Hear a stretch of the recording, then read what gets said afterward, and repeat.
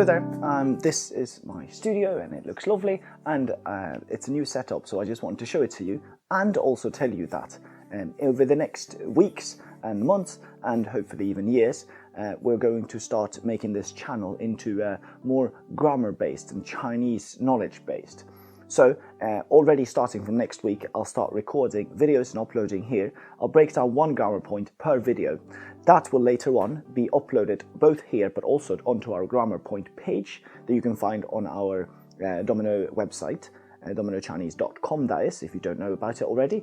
And then on that page you can read about this particular grammar point.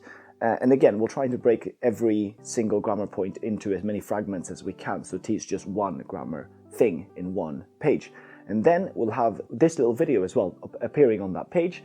And then if you go down, once you've read about it and all the structures and all the ifs and the metas and all of that, then you have some examples, and then you actually even have some exercises. But you'll have to sign up to Domino Chinese for that. So if you haven't signed up already, under this video by now, you should actually be able to find a or if you're not watching this the day that it's released, but say 2 weeks later or so, you should actually be able to find a link to our grammar pages intro.